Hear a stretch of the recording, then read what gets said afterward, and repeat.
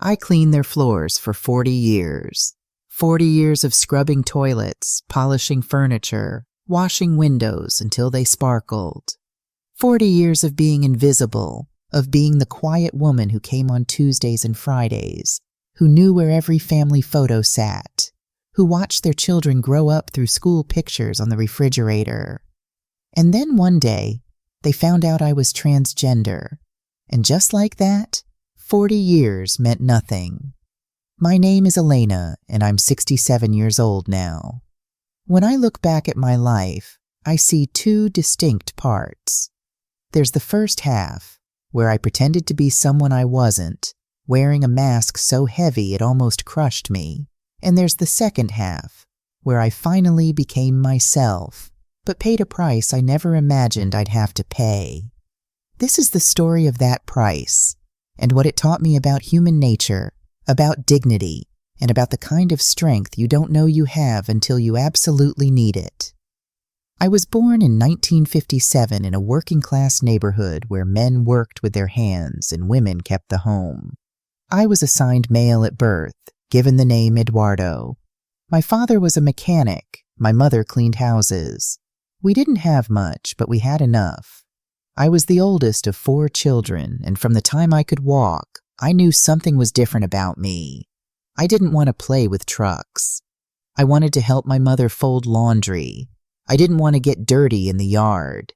I wanted to learn how she made her hair look so beautiful. But you didn't talk about those things. Not in our neighborhood. Not in our time. So I learned to hide.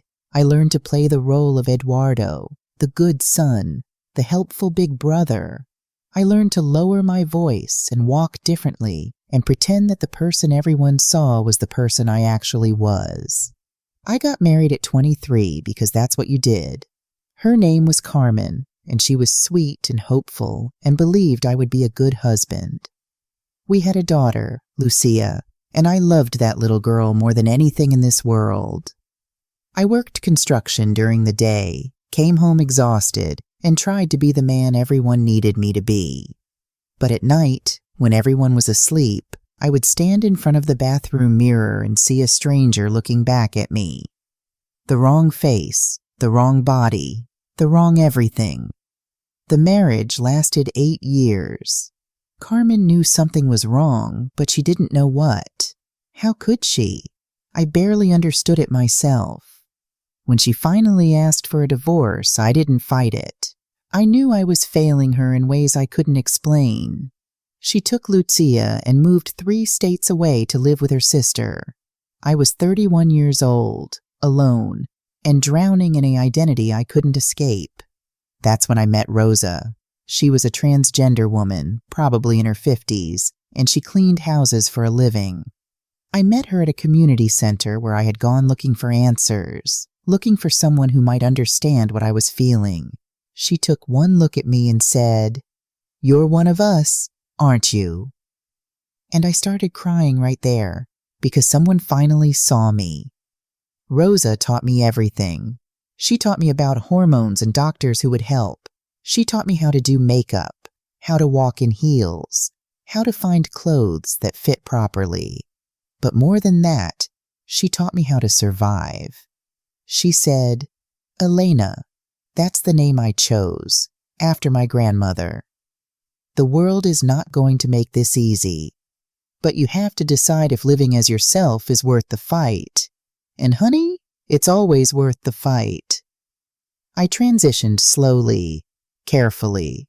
This was the early 90s, and there was no internet, no support groups in every city, no celebrities talking about being transgender on TV. There was just trial and error, just finding your way in the dark and hoping you didn't fall. I lost my construction job when I started presenting as female. The boss said I made the other workers uncomfortable. I applied everywhere, offices, restaurants, retail stores. Nobody would hire me. Nobody wanted a transgender woman working for them. So I started cleaning houses, just like Rosa. She introduced me to her clients, vouched for me, helped me get started. And that's how I met the Hendersons. Margaret Henderson opened her door on a Tuesday morning in May of 1994, looked me up and down and said, "Rosa speaks very highly of you. I'm willing to give you a chance."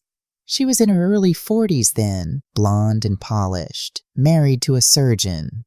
They had 3 children, twin boys who were 12 and a daughter who was 8. They lived in a big house in a nice neighborhood, the kind of place I used to dream about when I was a kid. I cleaned that house top to bottom every Tuesday and Friday for 40 years. 40 years. Let that sink in for a moment. I watched those twin boys graduate high school, go to college, get married. I watched little Amy grow from a gap-toothed 8-year-old into a successful lawyer with children of her own. I was there when Margaret's mother moved in during her final years. I was there when David, the husband, had his heart attack and came home to recover. I dusted their wedding photos, vacuumed their carpets, organized their closets. I knew which child was allergic to shellfish, which grandchild liked Thomas the Tank Engine, where Margaret kept her emergency chocolate stash. Over the years, I built up a roster of about 15 regular clients. The Hendersons were my Tuesday and Friday morning. The Chens were Monday and Thursday afternoons. The Johnsons were Wednesday mornings. I had my route, my schedule, my life. I was good at what I did. I was reliable and thorough and discreet. Some clients knew I was transgender. Some didn't. I never brought it up unless they asked, and most people didn't ask. I was just Elena, the housekeeper, the invisible woman who made their lives easier. Margaret Henderson and I weren't exactly friends, but we had a comfortable relationship. She would sometimes sit at the kitchen counter while I cleaned, drinking coffee and telling me about her day. She knew I was transgender. I had been honest from the beginning because Rosa told me honesty was always better than being discovered. Margaret had said it didn't matter to her, that she cared about the quality of my work, not my personal life. And for 40 years that seemed to be true. But things change. People change. Or maybe people just show you who they really were all along when the circumstances are right. It happened 3 months ago.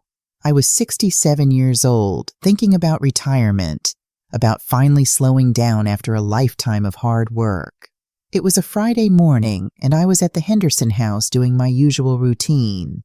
Margaret was in her home office on a video call, and I was vacuuming the living room.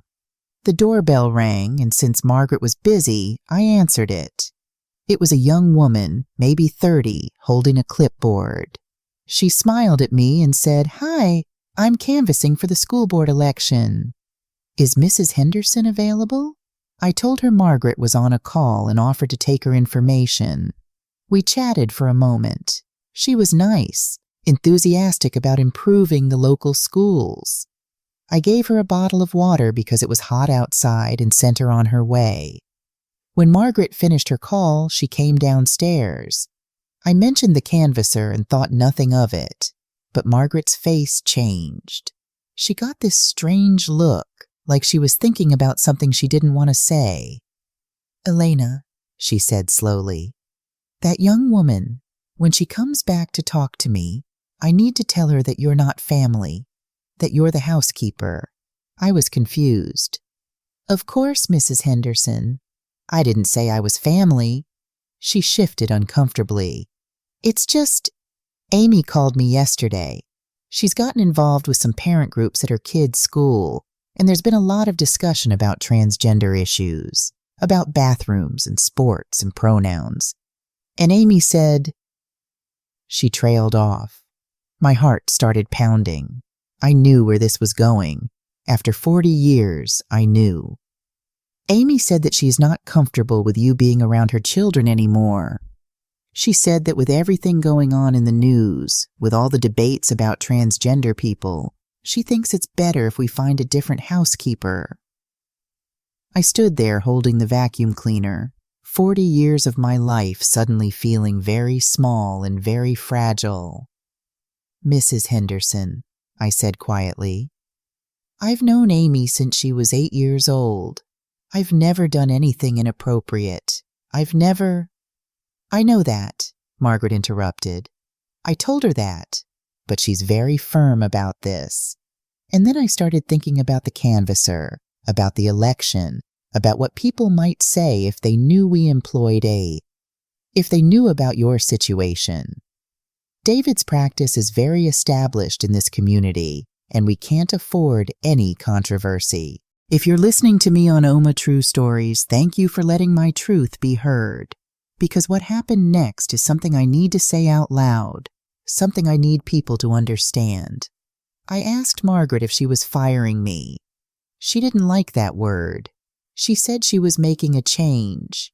She said she would give me 2 weeks severance pay. She said she hoped I understood. She said it wasn't personal, but it was personal. It was 40 years of my life. It was showing up faithfully twice a week through ice storms and heat waves.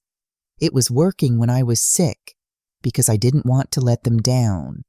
It was watching their children grow and feeling in some small way like I was part of their story. I didn't cry in front of her. I finished vacuuming. I put away my supplies. I took off the apron I had worn for 4 decades and folded it neatly on the counter, and I walked out of that house for the last time. Then I sat in my car in their driveway and sobbed. I called my daughter, Lucia. We had reconnected about 10 years ago, slowly rebuilding a relationship that transition had fractured. She's 44 now, a therapist, married with 2 kids of her own. When I told her what happened, she was furious. "Mom," she said. She calls me Mom now, and every time she does, my heart swells. "You need to call the other clients. You need to tell them first before the Hendersons say something." She was right. Over the next week, I called each of my clients and explained that the Hendersons had let me go, that they were uncomfortable with my gender identity, and that I wanted to be transparent in case they had concerns as well. 3 of them fired me immediately, just like that. The Chens, who I'd worked for 28 years. The Johnsons, who I'd helped pack up their house when they downsized. The Martinez family, whose mother I'd sat with during her chemotherapy treatments. They all said some version of the same thing. "We're sorry, but given the current climate..." It's nothing personal. We have to think about our families. 5 others said they stood by me, that they didn't care about my gender identity, that I was a good person and a good worker. The remaining 7 asked for time to think about it. 3 of those eventually kept me on. 4 let me go. In 1 month, I lost more than half my income, more than half my livelihood, at 67 years old. But here's what I learned in the aftermath, and this is why I'm sharing this on OMA True Stories, because somewhere, someone like me might need this tonight.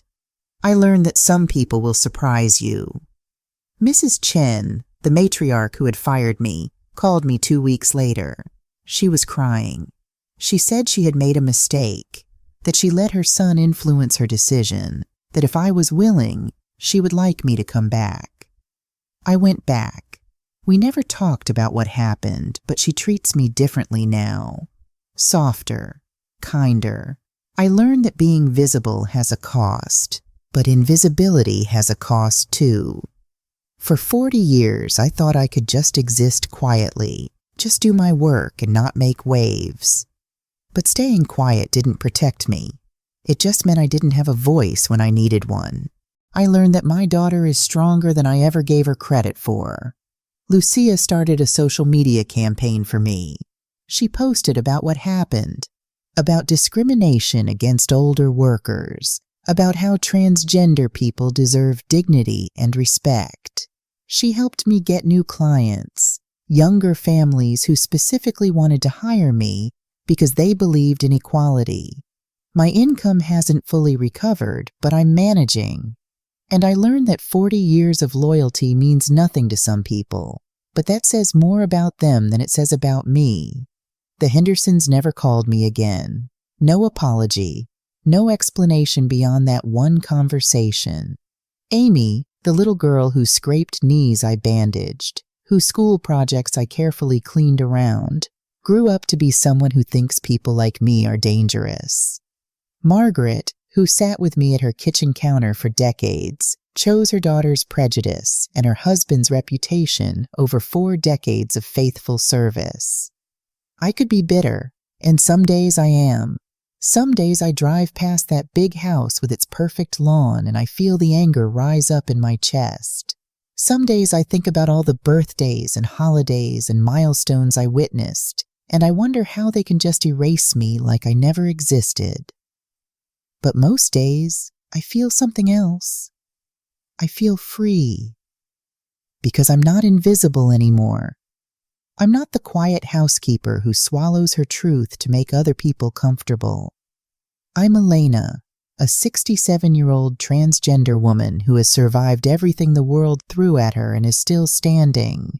I'm training 2 younger transgender women now, teaching them the trade like Rosa taught me. I'm telling them what Rosa told me. The world is not going to make this easy, but living as yourself is always worth the fight. I'm showing them how to clean properly, how to be professional, how to set boundaries. But I'm also telling them to be visible, to be proud, to never shrink themselves for anyone's comfort. My granddaughter, Lucia's daughter, is 15 now.